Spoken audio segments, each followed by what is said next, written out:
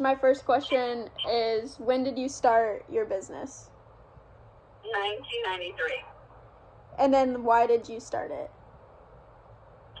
I started it because I had been a stay-at-home mom for 7.5 years, and I had 3 children, and it was time for me to enter back in the workforce so that I would be able to take care of my family if something happened to my husband. Okay, what was the hardest part about like starting it? Like, what was the biggest challenge you faced? Finding a location.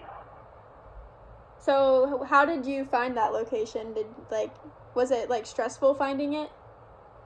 Yeah, I talked to a lot of people. I beat on a lot of doors. I had a lot of people just tell me no. I had a lot of people that just said they weren't interested in having me there in their parking lot or their shopping center. I went to businesses that were already established. Like, for instance, there was a hardware store on Fry Road North, over near Psalms Road, like between I-10 and Psalms. Mm-hmm. And this is one that stands out to me. When I went to them and I asked them, offered to pay them rent to put my snow cone business there, thinking it would help them out some. I mean, you hear people always come to me, right, and want to be in our parking lot. Mm-hmm.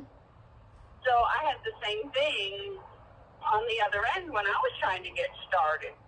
And this hardware store was never very busy. They had a huge parking lot.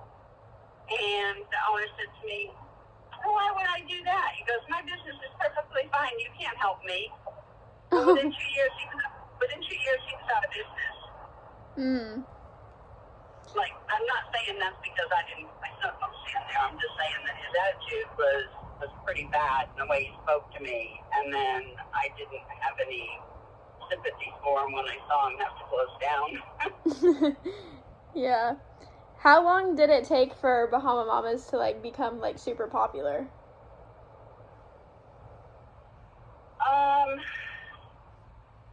Probably year 3, because I know after the first year, well, I drove a bus for 3 years while I was getting it off the ground, because I needed other income in the winter time. Mm-hmm. So I'd say probably 3 years. And then for the hiring and the firing of people, like, did you find that stressful? Was that like a difficult part into the business? I would say not.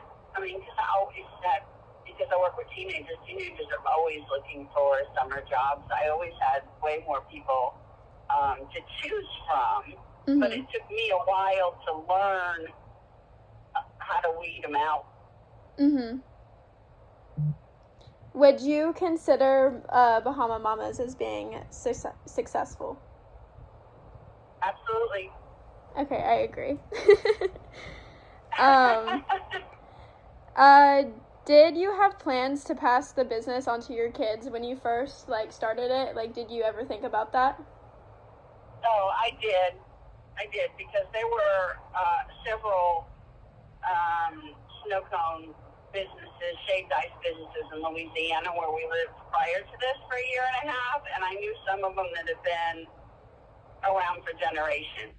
Mm-hmm. And I thought that would happen, or I hoped that would happen.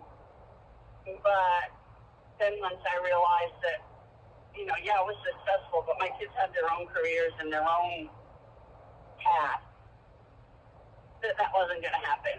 Mm-hmm. But I had hoped it would. Yeah. What was your biggest accomplishment when you owned Bahama Mamas? My biggest accomplishment? Yeah, would you consider how you got it to be one of the most popular things in Katy? Is that one of the biggest accomplishments that you've made with that? Yes, when I had people come up to tell me that I was an icon, mm-hmm. a Katy icon, the first time I heard that, I was like, wow, that makes me feel great. Yeah. Everybody knows where you are. Everybody knows Bahama Mamas, and when people came up and were asking for jobs, saying, "I've been coming here since I was this old," you know, when I started getting that next generation of customers bringing their families up, Yeah. you know, the longevity of it. So you don't own Bahama Mamas anymore, but do you miss the business, even though like it's not been that long since you haven't had it? But do you miss it being there every day?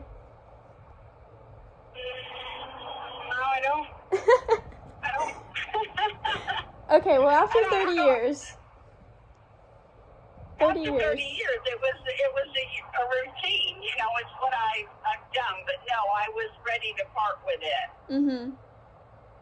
So, you know, I didn't stay so long that like, oh my gosh, I can't wait to get out of this, or it was never that. It was just, you know, in some ways, I guess I do miss it because I think that I could have done it for a few more years.